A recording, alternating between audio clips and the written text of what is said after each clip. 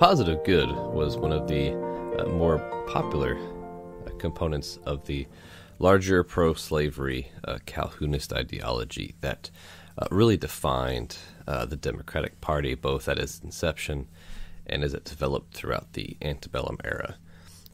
So many of the components of the positive good were detailed slightly with concepts of Aristotelian natural slavery and what Calhounism, or specifically the positive good, was attempting to do was to take onto itself the kind of reason and logic put forward by Aristotle and apply it to their preferred peculiar institution in the Southern Democrat states. So in Aristotelian natural slavery, just as a brief review, one of the primary components for slavery to be defined as such was that the slave had to live a life that was better than anything that he or she could have lived without the guidance of a master. And so that became the staple argument for slavery. But what's particularly interesting, especially as it was a component of the larger Calhounist philosophy, the positive good emerged to combat the founding doctrine. So as we speak about it today, it's largely popularized in the Antebellum Era, but it did not originate there. Some of the earliest Colonial Era arguments for slavery utilized positive good arguments, though they didn't use that title at the time. And what's interesting is that in the Colonial Era, you had two primary competing philosophies. You had the natural rights theory, and you had this positive good, as it applied to slavery and other things. So essentially you had this conflict between kind of your Enlightenment ideas and your older archaic ideas that had held mankind into various states of poverty and subterfuge for the entirety of our history. So as the Democrat Party formed, Calhounism became the governing philosophy of its policies and principles, then you see a resurgence of positive good arguments, specifically because of the vacuum created by the very politically influential and powerful Democrat Party at this time pursuing slavery. So that necessitated a rejection, or at least a perversion, of founding principles. And so with that space created, the various iterations of the positive good were able to kind of rise up to the forefront again. So to summarize, really kind of what encapsulates the positive good, it was first that slavery was a paternalistic institution, that blacks are like children. They required protection, guidance, and also the discipline of their masters. That slavery was a divine institution, that it was in keeping with providence, that's with a capital P, because it spread religion to blacks who otherwise would be condemned to hell for their pagan idolatry. So it's hard not to justify slavery whenever you argue that it's saving their immortal soul. Slavery was an economically superior strategy of a kind of symbiosis between slaves and their masters, and this idea is expanded upon in the kind of final unofficial tenet of positive good, which was that Southern slaves were at least equal in their condition in life, if not better, than the so-called wage slaves of the free labor North. Now this became a very popular argument, which we're going to address in detail here shortly. So, of course, you can't talk about the positive good without talking about John C. Calhoun, everyone's favorite Democrat fire eater who managed to transform the political and social and cultural landscape of America in a way that ultimately led to war. In 1837, he delivered yet another very profound, passionate speech in the Senate. And in this speech, he managed to describe this bizarre kind of utopian world, the slave utopia.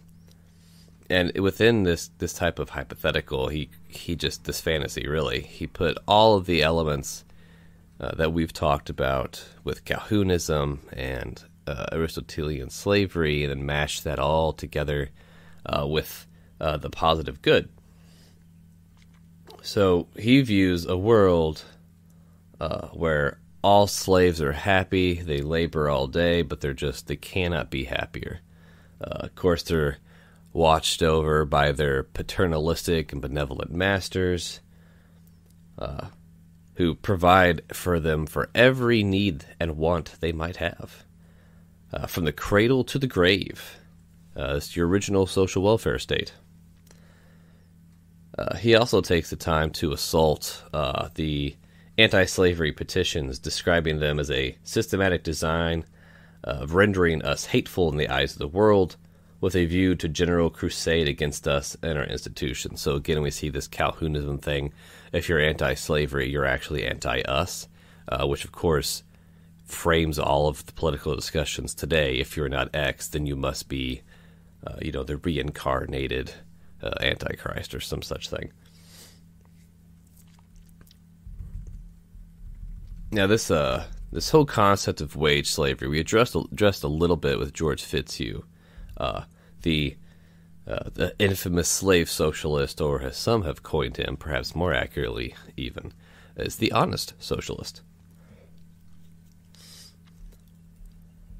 Now, this introduction of wage slavery into the Democratic Party, and not just the Democratic Party, but the governing principal philosophy of the Democratic Party, described by its leading figureheads at the time, and mixed as it was in with slavery, it really illustrates a very early influx of kind of just German thought, German philosophy and theory into the Democratic Party, which is something that will manifest itself later on when it essentially hijacks the Communist Party platform in the early 20th century and renders the party obsolete. Same with the Socialist Party and others. So this was kind of a weird combination of pre-Marxist thought at this point. Marx didn't really become, and I hesitate to use this word, but he didn't really become relevant until 1848 or so. So we're a little farther back in time, by about a decade, give or take, maybe two. But we do see the same ideological roots in this argument put forward for wage slavery that you'll see it later emerge in Marxist theory. Left Hegelianism and Babeufism and socialism are all within this wage slavery theory and argument put forward at this time. And we can see this start with Friedrich Engels, the forefather of 19th century Marxism. He wrote in The Condition of the Working Class in England, he argued that free labor was the equivalent to chattel slavery. He wrote, and I quote, "The only difference as compared with the old, outspoken slavery is this, that the worker of today seems to be free because he is not sold once and for all, but piecemeal by the day, the week, the year, and because no one owner sells him to another, but he is forced to sell himself in this way instead, being the slave of no particular person, but of the whole property-holding class." So there's that lovely kind of later Marxist property-holding class thing, the whole oppressor-oppressed paradigm that he puts forward. He's really describing anyone who gets paid for their labor as kind of a prostitute, being paid just for the labor that they produce, and not realizing that they're slaves simply because they don't have any one particular master, but they're a slave to this property-holding class. So Engels really agrees with John C. Calhoun, George Fitzhugh, James Hammond, and other fire-eater Democrats in the Antebellum era, that slavery is preferable to a free labor system. And actually, Engels argued this. He described one of the advantages, and I quote, "The bourgeoisie, on the other hand, is far better off under the present arrangement than under the old slave system. It can dismiss its employees at discretion without sacrificing invested capital, and gets its work done much more cheaply than is possible with slave labor."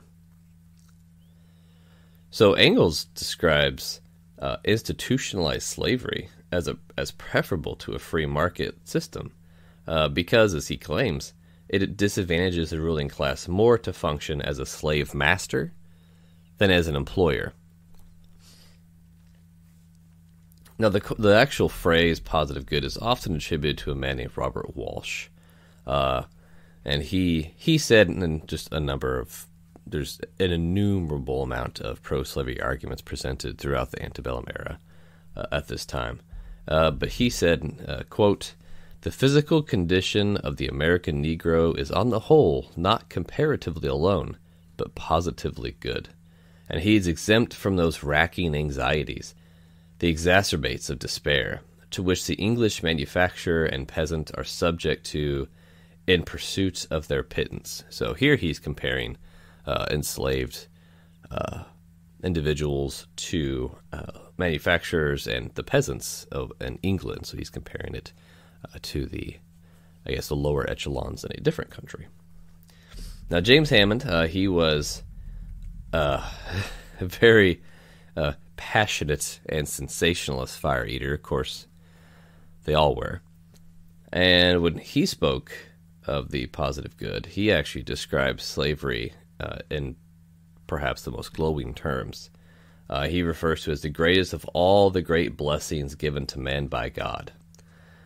He says, and I quote here, "Slavery is said to be an evil, but it is no evil. On the contrary, I believe it to be the greatest of all the great blessings which a kind providence has bestowed upon our glorious region. As a class, I say it boldly, there is not a happier, more contented race upon the face of the earth as our black slaves. Lightly tasked, well clothed, and fed, far better than the free laborers of any country in the world, their lives and persons protected by the law, all their sufferings alleviated by the kindest and most interested care. Sir, I do firmly believe that domestic slavery, regulated as ours is, produces the highest toned, the purest, best organization of society that has ever existed on the face of the earth." Wow. So this guy, as you might infer, had a rather glowing representation of slavery here. Now, of course, John C. Calhoun doesn't really require particular attention. You could pretty well pick anything he ever said in his entire life, and it was a pro-slavery, positive good Calhounist argument. But where these competing ideas really kind of came to a head, at least initially, was a series of debates held between the legendary statesman Daniel Webster and Democrat by the name of Robert Hayne.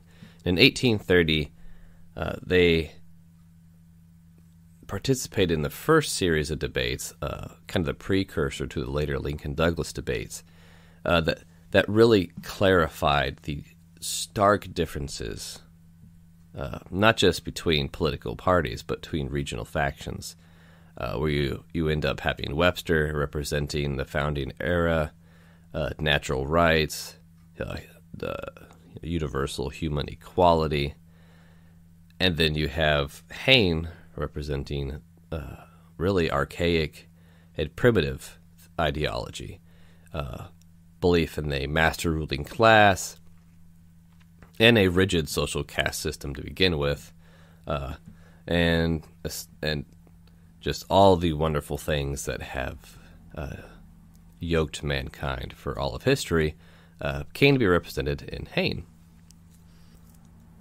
Now, Robert Hayne referred to northern blacks, so these are our free blacks, as deluded victims of fanaticism that were seduced into the enjoyment of freedom. So they were seduced to be free. And he says, and this is a quote, "Liberty has been to them the greatest of calamities, the heaviest of curses. Sir, I have some opportunities of making comparisons between the condition of the free Negroes of the North and the slaves of the South, and the comparison has left not only an indelible impression of the superior advantages of the latter, but has gone far to reconcile me to slavery itself." So this argument of the positive good, of it is best for blacks to be enslaved, permeated all of the discussions and discourse at the time. And what we see is this kind of infiltration of socialist, redistributionist ideologies just clinging to the Democrat Party in much the same way that it would in the coming Progressive Era, and then afterwards as it became increasingly radical and adopted more and more policies and principles of leftist ideologies. But we see the foundations for that laid here, beginning at the latest in 1824 or so. We start to see this adoption of German philosophy and other components that also formed the ideological roots for the later advancement of Marxism and the communism and all the other really fun isms that are just different shades of gray. Now we see this kind of soft bigotry of low expectations, these kind of racial assumptions, they carried forward into later policy decisions in the United States, often under the pretense of trying to rectify or justify some injustice against black Americans. And of course, this didn't occur for a century after Hammond is talking about the greatness of the slave institutions as it saves blacks from a life of uncivilized paganhood. But nonetheless, we can very clearly trace the continuance of these ideas as they progressed, which, of course, will be the subject of a later episode once we can actually kind of get beyond these older times. But it's vital to establish the proper historical context and foundation to understand really where a lot of modern arguments come from. So, George... This argument then by George Fitzhugh, Calhoun, Hammond, Walsh, and so many others, it really came to the forefront during this period. But one must understand that these arguments never ceased, that this idea that inferior people require a superior governing class of ruling elites to govern their lives because most people are incapable of governing their own. Unless that sounds like too extreme of an assertion, one need only remember Fitzhugh, who posited that 95% of all people were designed to be enslaved by a ruling class of only 5%. Just a little opposed to the founding doctrine there. So we will continue to explore these and other similar ideas, especially as they reach into the modern day.